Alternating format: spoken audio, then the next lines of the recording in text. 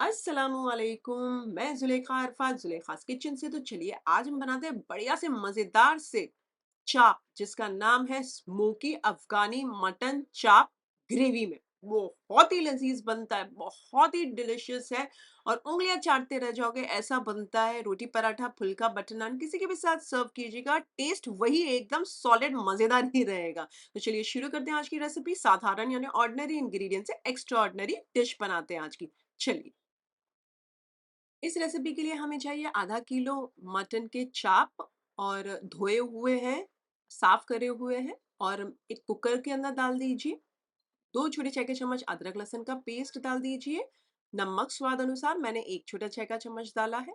आधा छोटा चाय का चम्मच गरम मसाला पाउडर, आधा छोटा चाय का चम्मच भुना पिसा जीरा पाउडर, 1/4 छोटा चाय का चम्मच हल्दी पाउडर, एक मीडियम साइज की प्याज को बारीक बारीक काट कर डाल दीजिए। आप चाहें तो छूंदा काट कर भी डाल सकते हैं। आधा कप पानी डाल दीजिए, एक बार मिक्स कर लीजिए और इसे ढककर मीडियम आंच पर 3-4 सीटी खिला लीजिए।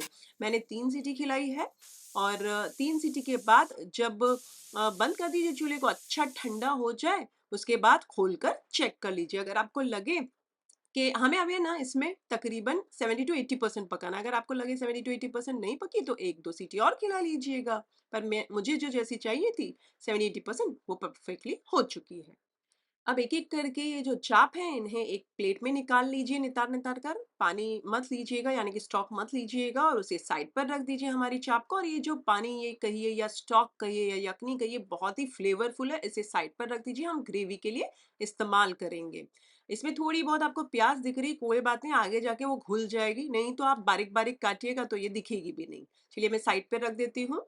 चलिए अब हम मसाला बना लेते हैं। इसके लिए हमें लेनी है 2 मीडियम साइज़ की रफली कटी हुई प्याज़, 1 मुट्ठी पुदीना एकदम टाइटली पैक्ड लिया है मैंने, 2 इंच अदरक का टुकड़ा, तकरीबन 25 कली लहसुन की, ये छोटी थी तो, बड़ी हो तो 10-12 लीजिएगा, 6 हरी मिर्च और आप स्वाद अनुसार ले सकते हैं मिर्च, और ये है तकरीबन समझिए ना 50 ग्राम कोतमीर यानी कि हरा धनिया धोया हुआ है। अब ये सारी चीज़ों को एक-एक करके मिक्सर जार के अंदर डालते जाएँ, उसमें थोड़ा-सा पानी डाल दें और पीस लीजिए। थोड़ा-सा मैं है ना ये जो अदरक है ना उसे थोड़ा बारीक काट लेती हूँ क्योंकि मोटा-मोटा है ना, और इसे बहुत अच्छा पीस लेती हूँ। चलिए ये हो चुका है, आप देख सकते हैं धनिया और ये सब वाला पीसा चुका है, इसे साइड पर रख दीजिए। अब 3 टेबलस्पून यहाँ मैंने टुकड़ा काजू लिया, आप साबुत काजू भी ले सकते हैं, उसे भी मिक्सर जार के अंदर डाल दीजिए। 1/4 कप जितना दूध डालकर बहुत अच्छा ब्लेंड हो जाए, वहां तक क्रीमी टेक्सचर हो जाए, वहां तक पीस लीजिए और साइड पर रख दीजिए।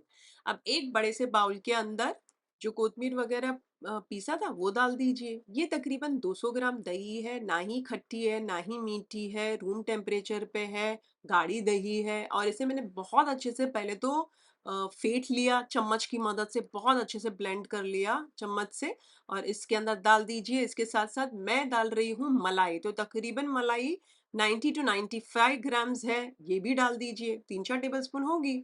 अब चलिए अब हम थोड़े से मसाले डाल देते हैं इसके अंदर। इसमें डाल दीजिए 1 छोटा चाय का चम्मच चाट मसाला पाउडर, 1 छोटा चाय का चम्मच गरम मसाला पाउडर, 1 छोटा चाय का चम्मच भुना और पीसा जीरा पाउडर। नमक आप आपके स्वाद अनुसार डालिएगा, मैं आधा छोटा चाय का चम्मच डाल रही हूँ। 1 छोटा चाय का चम्मच काली मिर्चों का पाउडर, 1 छोटा चाय का चम्मच भुनी हुई और फिर हाथों से मैंने क्रश कर ली है मेथी सूखी हुई। ये तकरीबन 3/4 नींबू था, छोटा था तो आप 1 नींबू भी डाल सकते हैं रस उसका, और बहुत अच्छे से मिक्स कर लीजिए। जब बढ़िया सा मिक्स हो जाए, अगर आपको लगे नमक कम लग रहा है तो आप एडजस्ट कर सकते हैं, बट मैंने यहाँ एडजस्ट नहीं किया है क्योंकि हमारा जो पानी है ना उसके अंदर भी जो स्टॉक है उसमें भी नमक है, तो मैंने नमक बहुत ही इत्यादि से अभी डाला है। बढ़िया सा मिक्स हो जाए तो हमारी ये जो जो चाप है वो सारी डाल दीजिए और बहुत अच्छे से मिक्स कर लीजिए। अच्छे से हम इसे अब आधे पौने घंटे के लिए मैरिनेट करने रख देते हैं। अगर आपके पास ज़्यादा समय ना हो तो आप 15-20 मिनट के लिए भी रख दीजिए, और बिल्कुल भी समय ना हो तो फिर आगे यहीं से ही चालू कर दीजिए। मैंने पौने घंटे के लिए ढककर फ्रिज में रख दिया है इसे। चलिए तकरीबन पौना घंटा हो चुका है। फ्राई पैन के अंदर मैंने तेल डाल दिया और ये जो हमारी चाप है उसे बस सारा मसाला निकाल लीजिए, सिर्फ चाप चाप ही लीजिए और एक प्लेट में वापस डालते जाएं, या डायरेक्टली आप ये गर्मा गर्म तेल के अंदर डाल सकते हैं, बट मैं आपको दिखाने के लिए दिखा रही हूँ कि ये देखिए मैंने सारा मसाले बिना की चाप ले ली है, ये देखिए। और ज़्यादा मसाला निकल सकता है तो और ज़्यादा निकाल दीजिएगा और गरमा-गरम तेल के अंदर इन्हें डाल दीजिए ऐसे और इन्हें फ्राई कर लीजिए। बस थोड़े से निशान आ जाए दोनों ओर से वहाँ तक ही हमें इसे पकाना है। उलट-पलट करते जाएँ और जब दोनों ओर से थोड़े से डार्क स्पॉट्स आ जाएँ तो इन्हें निकाल लीजिए नितार कर और साइड पर रख दीजिए। ये देखिए ऐसे। आप चाहें तो ये प्रोसीजर जो है कढ़ाई के अंदर ही कर सकते हैं। मेरी कढ़ाई नॉनस्टिक नहीं है तो उसमें चिटकने का डर था, इसके लिए मैंने 2 अलग-अलग सेपरेट पतीलियाँ ली हैं, जैसे फ्राई पैन अलग और कढ़ाई अलग। अभी यही तेल मैं इस्तेमाल कर रही हूँ। आप वही कढ़ाई ले रहे हो, उसी के अंदर तेल डाल के पहले फ्राई कर लीजिए आपकी चाप को और फिर वही चाप निकाल कर वही तेल के अंदर आगे प्रोसीजर कीजिएगा। चलिए, आप देख सकते हैं मैंने सारा तेल ले लिया। अब थोड़े गरम मसाले डाल देते हैं इसके अंदर। 1 तेजपत्ता डाल दीजिए, आधा छोटा चाय का चम्मच जीरा, 2-3 लौंग, 2-3 काली मिर्च, 1 डंडी दालचीनी की और 3 हरी इलायची डालकर ये तेल में तड़तड़ा जाने दीजिए। जब गरम मसाले तड़तड़ा जाए तो यहाँ जो हमने मैरिनेशन रखा है वो सारा बिस्मिल्लाहिर्रहमानिर्रहीम बोलकर डाल दीजिए। सारा डाल दीजिएगा, कोई भी चीज़ वेस्ट मत कीजिएगा और इसे तकरीबन 2-3 मिनट तक पकने दीजिए। जब 2-3 मिनट पक जाए इस तरीके से तो जो हमने साइड पर काजू का पेस्ट बनाकर रखा है वो डाल दीजिए। देखिए हल्का-हल्का तेल आने लगा ना तो मैंने ये काजू का पेस्ट डाल दिया है। अब इसे तकरीबन 5-6 मिनट तक मीडियम आँच पर पकने दीजिए। हल्का मैं ढक देती हूँ, पूरा मत ढकिएगा, थोड़ा-सा खुला रखिएगा सो दैट बाहर सारा उड़ रहा है, मीडियम आँच पर है तो बहुत ज़्यादा बाहर उड़ेगा ना। देख सकते हैं आप 5-6 मिनट हो चुकी है और हल्का-हल्का तेल ऊपर आ रहा है तो मैं क्या कर रही हूँ, थोड़ा-सा पानी है ना, तकरीबन 1/4 कप से थोड़ा ज़्यादा ही था। इसे ना मैंने मिक्सर जार, जो भी सारे मिक्सर जार में जो भी पीसा था और जो भी चीज़ में मैरिनेट करने रखा था, वो सारे में से चला-चला कर मैंने इसमें डाल दिया। चूल्हा मीडियम पर है, अभी भी मैं उसे पका रही हूँ। तो तब तक पका रही हूँ जब तक हल्का-हल्का तेल नहीं छूट जाता। चलिए कुछ मिनटों के बाद आप देख सकते हैं बढ़िया सा तेल छूट चुका है, तो साइड पर जो स्टॉक रखा है वो डाल दीजिए। तकरीबन मैं आपको बता देती हूँ कितना है, तो 1.5 कप जितना निकला है। सारा फ्लेवरफुल डाल दीजिए, मिक्स कर लीजिए और चख लीजिए। नमक अब उस हिसाब से आप एडजस्ट कीजिएगा क्योंकि हमने नमक तो ग्रेवी के हिसाब से डाला भी नहीं है प्रॉपर्ली ना।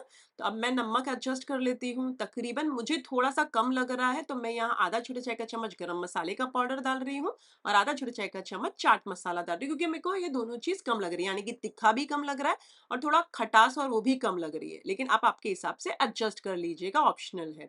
अब इसमें उबाल आ जाने दीजिए, बढ़िया-सा उबाल आ जाए तो हमारी ये जो चाप रखी है ये सारी डाल दीजिए और जो भी तेल-वेल लगा हो प्लेट के अंदर वो भी डाल दीजिएगा और इसे एक बार चला लीजिए।